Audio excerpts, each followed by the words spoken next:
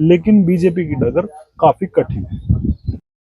नमस्कार, स्वागत है आप सभी का हिंदुस्तान 24 पर और मैं आप सबके साथ विपिन चौधरी।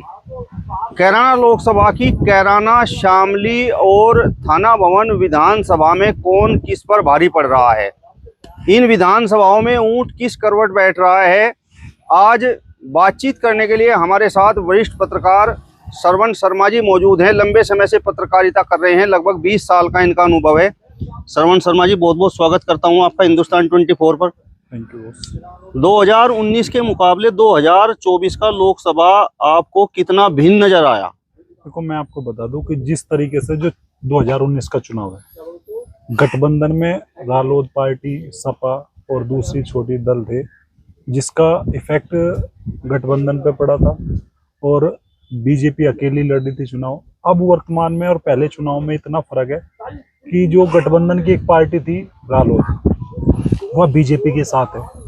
बीजेपी को फायदा भी है लेकिन कहीं ना कहीं नुकसान भी है, क्योंकि आरएलडी से जो लोग आरएलडी के खिलाफ वोट करते थे, वो जब आरएलडी बीजेपी के साथ आ गई तो जाहिर सी बात है विपक्ष में चले जाएंगे, और जो विपक्ष में गया है तो वो जो सपा है, सपा के कैंडिडेट्स को फायदा मिलेगा उसको। अब हमारे यहाँ पे जैसे चुनाव हुआ, चुनाव होने के दौरान कुछ हद तक का जो सिटिंग एमपी है उनका भी विरोध था, लेकिन विरोध करने वालों का ये भी कहना साफ तौर से था कि हम लोग स्थानीय सांसद से नाराज है, ना कि एमपी से। उन्होंने कुछ जगह पे नारे भी चलाए, मोदी योगी से बैर नहीं, एमपी तेरी खैर नहीं, इस तरीके की चीजें भी आई। लेकिन जिस तरीके से वोट हुई, मुख्यमंत्री जी हमारे यहाँ पे 16 तारीख को आए थे, उन्होंने कुछ चीजें किसानों के बारे में, मजदूरों के बारे में, व्यापारियों के बारे में, स्थानीय लोगों के बारे में, स्थानीय मुद्दों के बारे में जो बातें कही, बहुत सी चीजें डाइवर्ट होने का मतलब सीधा सा यही रहा कि बीजेपी को फायदा हुआ। हम लोगों ने जैसे इधर उधर न्यूज रिपोर्टिंग कवरेज करने के दौरान भी हम लोग गए, जो आसपास के दूसरे लोग थे जो बीजेपी के साथ थे पहले, उन लोगों ने भी अपनी नाराजगी जताई, भाई आप वोट किसे दोगे, हमने पूछा जैसे, तो उनका ये कहना था कि भाई हम लोग वैसे तो वोट बीजेपी को देते, लेकिन जब से आरएलडी आई, आरएलडी के लोग थोड़ा बदतमीज हैं, हुड़दंग में चाहते हैं ज्यादा, और उनकी बात कहीं तवज्जो नहीं दी जाती, मान सम्मान नहीं किया जाता, तो हम सोच रहे हैं कि अब की बार सपा के साथ कुछ हद तक का हुआ। अभी चुनाव के दौरान ही एक हमारे यहाँ पे मनीष चौहान है, जिला पंचायत सदस्य भी है वर्तमान में, और उनके ही रिलेटेड मतलब उनके फादर है जो एमएलसी है, उनकी एक दो विरोधात्मक वीडियो सामने आई, उसका भी काफी मतलब इफेक्ट पड़ा बीजेपी कैंडिडेट। उसी का कारण ये रहा कि उन्हीं के क्षेत्र में एक गांव है रसूलपुर गुजरान, वहां पे केवल 3 वोट डली, वो भी अधिकारियों के जाने के बाद। 4:30-5 बजे वो खुद भी पहुंचे, मनीष चौहान, उनके फादर एमएलसी है जो वीरेंद्र सिंह मान्य में भी पहुंचे, उन्होंने हाथ पैर भी जोड़े, जिनका वीडियो भी आया सामने कि वो उन्होंने रिक्वेस्ट करी, लेकिन लोग ग्रामीण नहीं माने। कारण क्या था कि कारण जो 2019 का चुनाव था उस दौरान उनके साथ बदतमीजी हुई, मारपीट हुई, लाठी झगड़े चले, मुकदमे हुए, उनकी सुध लेने के लिए कोई नहीं आया। 5 साल में उनके पास 5 बार भी एमपी नहीं गए, नाराजगी केवल यही थी। उसी का कारण यह है कि अब जो वोट परसेंटेज हमारे यहाँ पे कम हुआ, पहले चुनाव में जिस तरीके से कम हुआ, बीजेपी को भी कहीं ना कहीं नुकसान है इसका, और जो विपक्ष है सपा, उसको भी नुकसान। कुछ हद तक का वोट भी कटी है हमारे यहाँ पे, कुछ हद तक का ये कह लो कि जो चुनाव आयोग कहता है कि सुविधाएं देंगे हम लोग पोलिंग बूथों पे, मतदान स्थल पे, वो नहीं मिली, जिस वजह से मतदान कम हुआ। कैराना विधानसभा की यदि मैं बात करूं तो 2022 का विधानसभा चुनाव यहाँ से नाई दर्शन जीते हैं, 2017 का विधानसभा चुनाव नाई दर्शन जीते हैं, और 2019 में यहाँ से प्रदीप चौधरी लोकसभा का चुनाव लड़ रहे थे, वो चुनाव जीत गए थे। तो इस चुनाव में आपको क्या नजर आ रहा है, खासकर कैराना विधानसभा की मैं बात कर रहा हूँ? अगर कैराना विधानसभा की बात की जाए, जब आप नाहिद को जिताने की बात कह रहे हैं, आपने कहा कि नाहिद हसन, तब रालोद सपा के साथ, बीजेपी नहीं, अकेली लड़ रही। अब बीजेपी के साथ रालोद है, तो जो बीजेपी का कैराना विधानसभा सीट पे एक हिंदू कम्युनिटी के लोग कह लो, या फिर एक तरीके से जाट जाति के लोग कह लो, जो आरएलडी के, खासकर आरएलडी के पक्ष है, वो बीजेपी की तरफ डाइवर्ट हो। चुनाव उपरा तली का कह लो या कांटे का कह लो, अच्छा चुनाव है, शांतिपूर्वक लोगों ने चुनाव में वोटिंग की। अब की बार नेता कोई नेता नहीं बन रहा, अब जनता खुद नेता बना रही। पहले की भाई लोगों में सामने आके भाई मैं नेता बनूंगा और मुझे साथ दियो, अब लोग कह रहे हैं कि हम नेता तुम्हें बनाएंगे। ऐसा नहीं है कि अब थोड़ा बहुत जैसे चेंज हुआ, चेंज होने इकरा हसन को नेता नहीं बनना, उसे जनता और जनता के जो उन्होंने काम किए वो नेता बना रहे। जैसे उसने खुद अपने उसका नाहिद हसन को जेल में रहते हुए जिताया, उसने ये नहीं कहा कि मुझे टिकट दे दो, पार्टी ने विश्वास जताया कि उस पे जो लोगों के बीच अपने भाई को जाकर जिताया उसने जेल में रहते विदाउट किसी बड़े नेता के, उसने अपने भाई को विधायक बनाया। ऐसे ही एक सबसे बड़ी बात ये भी है कि इकरा हसन ने जो चुनाव लड़ा, कोई बड़ा नेता हमारे यहाँ पे समाजवादी पार्टी से नहीं आया, जबकि हमारे यहाँ पे मुख्यमंत्री 3 बार आए कैराना लोकसभा सीट पे, एक बार सहारनपुर जनपद में आए जो हमारी 2 विधानसभा है वहाँ पे लोकसभा में, 2 बार यहाँ पे, एक बार प्रबुद्ध सम्मेलन की, एक बार वैसे रैली की नॉर्मल, और 2-3 बार डिप्टी सीएम साहब आ गए, और प्रदेश अध्यक्ष तो 3-4 दफा आए। तो इसी तरीके से और दूसरे विधायक नेता भी आए, मंत्री भी आए, प्रभारी मंत्री भी आए, सब आए, लेकिन इकरा के बारे में के सपोर्ट के लिए कोई नहीं आया। उन्होंने 1-2 बार, जहाँ तक हमारे अपने सूत्र है, उन्होंने डिम्पल यादव का और प्रियंका वाड्रा का वो लेना, रोड शो लेने की कोशिश की, लेकिन मिला नहीं उन्हें। ये भी इफेक्ट है कि चुनाव अभी काफी गस्से का है, एक तरीके से कंपटीशन पूरा टफ है। आपको लगता है कि कैराना विधानसभा सीट पर इकरा हसन चुनाव जीत रही हैं? नहीं, देखो उस पर भी कहना मुश्किल है, क्योंकि मुश्किल इसलिए भी है क्योंकि पहले गठबंधन था उनका आरएलडी का, आरएलडी के वोट अगर मान लो 30% भी है, 30% में बहुत कुछ बैठता है, लेकिन चुनाव की फाइट में बस केवल बीजेपी और सपा है, तीसरा कोई बाहर से बाहर ही है, वो प्ले ग्राउंड में भी नहीं है कि कोई तीसरा कैंडिडेट मैदान में। शामली विधानसभा की क्या स्थिति है? शामली विधानसभा में उसके मतलब ये कह सकते हैं 40-60 का आंकड़ा रहेगा, क्योंकि कुछ वोट कटी भी है, कुछ दूसरे, हालांकि वोट इकरा हसन को बहुत अच्छी मिलेगी, उम्मीद से अच्छी मिलेगी, पर लेकिन ये कहना जल्दीबाजी होगी या फिर गलत भी हो सकता है कि कौन जीत रहा है।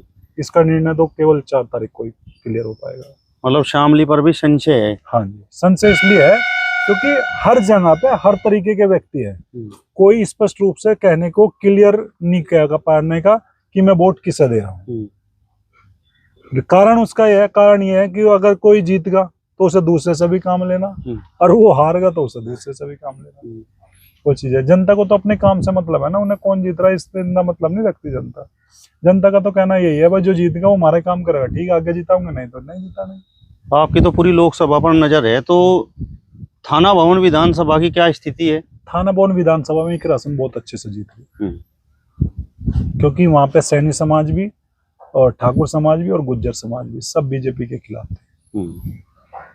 मतलब कैराना और शामली पर आपको संशय है? हाँ जी, पूरा है उसमें। तो उसमें ये कह लो कि जो दूसरी बिरादरियां है उनका खुल के वोट ना आना, एक तरीके से हमारे यहाँ पे वोट की परसेंटेज भी, क्योंकि गुज्जर समाज ने भी और ठाकुर समाज के लोगों ने भी पंचायतें करी, और जो थाना भवन विधानसभा में 1-2 मैटर हुए या घटनाएं हुई, उसमें सैनी समाज के लोगों के साथ घटना होना या वाल्मीकि के साथ के लोगों के साथ घटना होना, थाना अध्यक्ष है गुज्जर ही है, अगर इसकी शिकायत करने जाते थे तो वो शिकायत पे अमल नहीं होता था। इस वजह से भी सिटिंग एमपी से और थाना अध्यक्ष की वजह से भी गुज्जर समाज से दूसरी जो शेड्यूल कास्ट कह लो या फिर एक तरीके से दूसरी जातियां कह लो नाराज थी। अच्छा, जिस तरीके से आपने मनीष चौहान का जिक्र किया और उनके जो समर्थक थे उनकी नाराजगी थी, तो वो वोटर कहाँ पर गया? वो वोटर देखो, कुछ वोटर्स तो जैसे हमारी जानकारी में ये भी आया था कि कांदला थाना क्षेत्र के और कांदला ब्लॉक के कुछ प्रधान जो बीजेपी से संबंध रखते थे, कुछ लोग इकरा हसन के साथ भी चले गए, क्योंकि मनीष चौहान को भी टिकट के दावेदारी कह रहे थे कि भाई हम लोग को भी टिकट चाहिए। उसके लोगों ने भी अपने आप को मतलब स्ट्रॉन्ग होना दिखाया, उनके होल्डिंग भी लगे कैंडिडेट के रूप में कि भाई हम लोग कैराना से लड़ने के इच्छुक है, लेकिन नहीं दिया, पार्टी ने उन पर विश्वास जाहिर नहीं किया, दिखाया नहीं कि भाई तुम लड़ सकते हो नहीं लड़ सकते। मृगांका सिंह और अनिल चौहान की स्थिति किस प्रकार की इस चुनाव में आपको देखने को मिली? मृगांका का जैसे हम लोगों ने लोगों से बात की, मेरे पास ऐसे करीब 60-70 लोगों से अलग अलग जाति के अलग अलग क्षेत्र के लोग हैं। अगर मृगांका को टिकट मिलता तो मैं मानता हूँ कि 1-1.25 लाख से वोट से जीत जाती है बीजेपी यहाँ से। क्योंकि एक तो कारण क्या है, सिटिंग एमपी का विरोध, दूसरा बीजेपी की स्ट्रांगनेस, तीसरा वो जिस परिवार से ताल्लुक रखती है उनके प्रति सहानुभूति। अगर मृगांका को टिकट मिलता है तो कम से कम 10 से 15% मुसलमान वोट भी बीजेपी को मिलते। नहीं, समर्थक इनके अपनी जगह पर रहे या वो भी राशन की तरफ चले गए? आप जैसे मनीष चौहान का जिक्र करें, वो अलग परिवार है, वो अलग क्षेत्र है, और जो मृगांका और अनिल चौहान के समर्थक है वो अलग क्षेत्र से अलग ब्लॉक से है। जाति से दोनों एक है लेकिन क्षेत्र अलग अलग है। बीजेपी के ही है दोनों, लेकिन दोनों के अलग अलग विचारधारा है। मृगांका जी की या फिर अनिल चौहान की ये कह लो कि 100% श्योरिटी से बीजेपी की तरफ है। ये लोग भी श्योरिटी से बीजेपी की तरफ थे, अपने एमएलसी साहब भी और मनीष चौहान भी। लेकिन जैसे इन्हें टिकट नहीं मिला, इनके साथ थोड़ा सा वो हुआ, ये नाराज भी हुए, इनके समर्थक भी नाराज हुए। बल्कि यहाँ तक कि जो मेन गेट होता है गांव का, उन पे एमपी साहब का बोर्ड लगा था, वो तोड़ते हुए की वीडियो उन्होंने खुद बना के वायरल करी विरोध करते हुए। लेकिन वो है कि उन्होंने फिर वोट साइलेंट मोड पे दी। आपको क्या महसूस हो रहा है, ये जो चुनाव अभी हुआ है तो इसमें जिस तरीके से आप मनीष चौहान का विरोध भी आप बता रहे हैं कि मनीष चौहान विरोध कर रहे थे, जबकि चौधरी वीरेंद्र सिंह पार्टी के बड़े जिम्मेदार आदमी हैं, एमएलसी भी हैं, तो इस चुनाव पर वो कितना प्रभाव डाल पाए? प्रभाव तो कोई खास नहीं डाला उन्होंने। भाई ये है जो उनके क्षेत्र में था, उस अपने क्षेत्र में तो वो प्रभाव डाला उन्होंने। जो कैराना ब्लॉक कह लो एक तरीके से, या फिर कुछ कैराना विधानसभा का हिस्सा, हाँ विधानसभा का हिस्सा, कुछ शामली विधानसभा का हिस्सा, जैसे कांदला हमारी विधानसभा जो शामली है सदर विधानसभा है, वो एल्लम और कांदला की है एरिया आता है।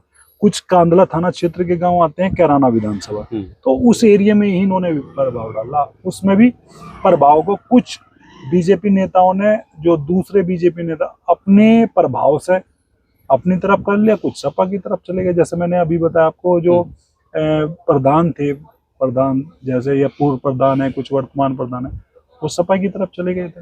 तो ये जो मत प्रतिशत कम हुआ है तो इसका लाभ विपक्ष को हुआ है, मतलब भारतीय जनता पार्टी? दोनों को है। अच्छा, अब ये तो नहीं है ना कि बीजेपी का नुकसान इतना है कि भाई कि हिंदुओं की वोट ही नहीं डली, या फिर एक एरिया में ही वोट कम बढ़ी। अगर मान लो सिटी में कम वोट डल रही तो बीजेपी को जो वो है, देहात में डल रही तो भी बीजेपी को, या फिर एक तरीके से उसे कह सकते हैं सपा को। नुकसान कभी भी एक तरफा नहीं होता, दोनों तरफा है। वोट परसेंटेज का होना सिटी में कम नहीं हुई। आपने अभी आपको भी पता चला होगा, कैराना में भी वोट कम हुई, खासकर कस्बा कैराना की बात की जाए, कैराना लोकसभा विधानसभा की बात की जाए, तो उसमें ऐसा नहीं है कि बीजेपी वालों को वोट डालने नहीं दी। टाइम की वजह से कह लो, या फिर एक तरीके से गर्मी की वजह से कह लो, या अव्यवस्था की वजह से कह लो, कुछ भी कह सकते हो। लेकिन जो नुकसान हुआ वो दोनों तरफा हुआ। बीजेपी कह दे कि भाई ज्यादा परसेंटेज होती तो हिंदू डाल देते, ऐसा कुछ नहीं। मुसलमान भी काफी अच्छी लाइनिंग चुनाव के दौरान, जैसे कवरेज के दौरान देखने को मिला, मुसलमानों की भी लाइनें काफी लंबी लगी हुई थी, कुछ जगह पे हिंदुओं की लगी हुई थी। भाई एक थोड़ा सा एजुकेशन की कमी भी कह सकते हो कि एक जो आदमी पढ़ा लिखा है वो किसी काम को 5 मिनट में कर लेगा, थोड़ा अनपढ़ है या फिर कम पढ़ा लिखा है वो उसी काम को 15 मिनट में करेगा। तो वो टाइम पीरियड के हिसाब से भी वोट परसेंटेज कम हो जाती है ना। 2019 का जो लोकसभा चुनाव हुआ था उसमें तबस्सुम हसन मुस्लिम वोटों में और बस खासकर दलित वोटों में सिमट कर रह गई थी। तो इस चुनाव में इकरा हसन का आपको मतलब क्या नजर आया? क्या सर्व समाज का वोट इकरा हसन लेने में कामयाब रही? नहीं, सर्व समाज से वोट है उसे, वो कामयाब है इस मामले में। उसके अपने भी व्यक्तित्व को वोट मिली सभी समाज से, कुछ उसके साथ जो लोग जुड़े हुए थे उनके प्रभाव से भी उसे वोट मिली। इकरा हसन को सब समाज से वोट मिली, चाहे वो हिंदू की जातियां हो चाहे मुसलमान की जाति हो, सब जातियों से वोट मिली। अच्छा, कहीं बसपा प्रत्याशी श्रीपाल राणा भी इन 3 विधानसभाओं में कहीं नजर आए या नहीं? नहीं, देखो हमने तो कैंपेनिंग करते हुए उसे देखा नहीं। और जो देखा हो ऐसा हो सकता है कि उसने की हो, हम लोग वहां पहले चले गए, वो बाद में आए हो, या हम बाद में गए हो वो पहले चला गया हो, लेकिन हमें तो नजर आया। ऐसी समाज का जो वोटर है वो बसपा की तरफ गया या वो भी बट गया? नहीं, बटा वो भी बटा है, कुछ बीजेपी में भी है, क्योंकि सबको पता हारने वाले को कौन सहारा देगा। भाई जीतने के जो बीजेपी के खिलाफ है वो सपा की तरफ चले गए, और जो बीजेपी के पक्ष में है वो बीजेपी के साथ है। सपा के तो वो बसपा के तो ये मान लो कि जो पक्के ही कट्टर मायावती के साथ है वो उसके साथ खड़े हो गए, बाकी अन्य वोटिंग थे। 30-40 हजार वोटों से पे या 50 हजार वोटों पर सीट खत्म हो जाएगा, इससे ज्यादा वोट का कैंडिडेट है भी। अच्छा, अब निचोड़ क्या है कैराना, शामली और थाना भवन विधानसभा पर किसका पलड़ा भारी है? इकरा हसन का या प्रदीप चौधरी का? पलड़ा हर क्षेत्र के हिसाब से सबका भारी है। कारण सिटी में बीजेपी का है, देहात में सपा का है, क्योंकि देहात के लोग जो बीजेपी के थे वे व्यवस्था में भी बने रहे, और जो समाजवादी पार्टी के लोग थे देहात के वो वोट में भी रहे। कारण परसेंटेज के हिसाब से भी है। अब जो बढ़ती वोट तो ये आदमी एक तरीके से स्पष्ट रूप से कह सकता है कि वह बीजेपी आराम से जीत जाएगी, लेकिन बीजेपी की डगर काफी कठिन है। चलिए, तो वरिष्ठ पत्रकार श्रवण शर्मा जी को आपने सुना। फिलहाल इस वीडियो में बस इतना ही। अगली वीडियो में फिर आपसे मुलाकात होगी, तब तक बने रहिए हिंदुस्तान 24 के साथ। नमस्कार।